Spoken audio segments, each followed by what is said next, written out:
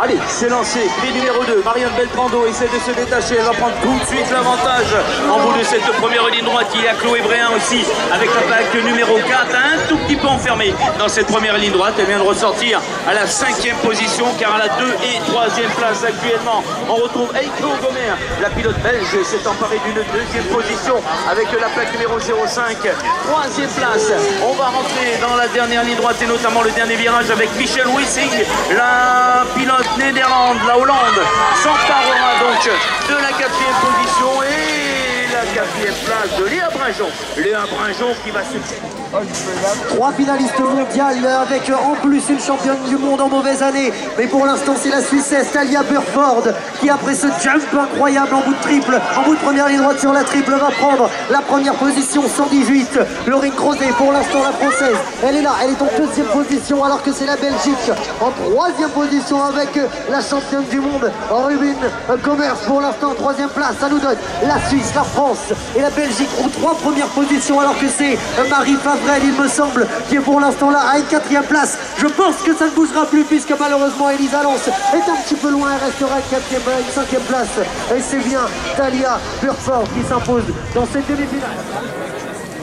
C'est lancé, mais il me semble qu'il y a une absence dans cette série, dans cette demi-finale. C'est l'Italien qui est en train de se détacher. Leonardo Cantiero a pris tout de suite l'avantage en sortie grille des départs et il s'envole certainement vers une qualification pour les finales. Oh, que s'est-il passé? Il y a eu bien entendu un éclatement de pneu pour la Hollande et celui qui est à la 2e position maintenant, et ben c'est Tommaso qui essayait de rentrer. Tommaso Gasparoli, l'Italien, mais il est à la 3e position. Et les Français viennent de s'emparer de la 2, la 3, 4e position.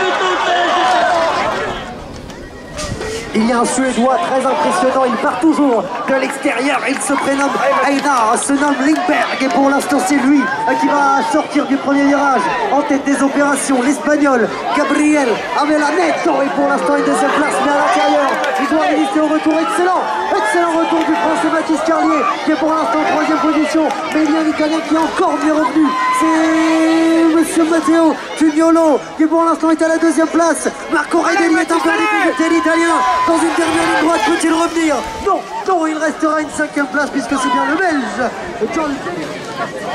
Voilà, c'est lancé pour les catégories Women Elite. C'est une demi-finale. Les 4 premières vont voir se propulser en finale pour le dernier tour. Laura Smulder, la pilote hollandaise. Après l'avantage, on retrouve Elfenef, la Belge à la 2e position. 3e place, Zoe Klessen, la Suisse, Hollande, Belgique, Suisse. Voilà donc le trio de tête et on se dispute maintenant la 4e position pour une place en finale actuellement avec la plaque numéro 20. On devrait pouvoir retenir Zoé Apka, la française, vient de rentrer dans le dernier virage à la 4e position et devrait pouvoir la conserver et ainsi se qualifier pour les finales chez les élites women.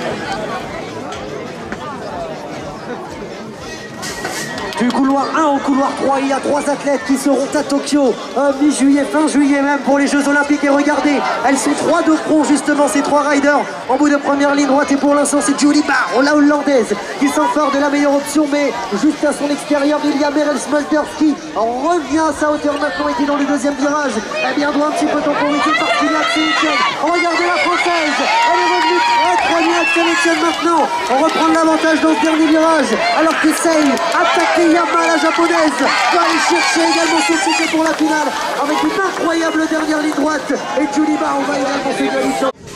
Oh, c'est lancé Sylvain André complètement dans l'intérieur. Il a tapé un tout petit peu la grille.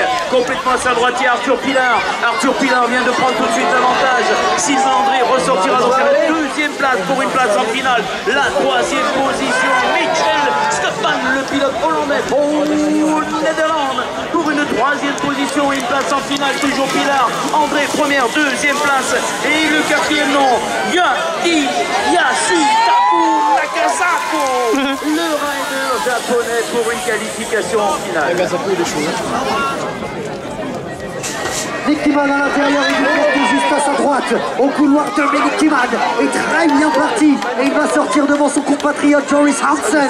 Les deux Hollandais qui représenteront une partie des Hollandais aux Jeux Olympiques sont pour l'instant aux deux premières positions. Et Duclerté a un petit peu tapé. Romain Catenacci en profite et il se recule pour l'instant une quatrième place. La Hollande aux deux premières positions. Mathis Rago-Richard est à la troisième place et Romain Catenacci fait une excellente prestation et va aller chercher son ticket pour la finale avec une magnifique quatrième place après un second virage et une seconde droite exemplaire.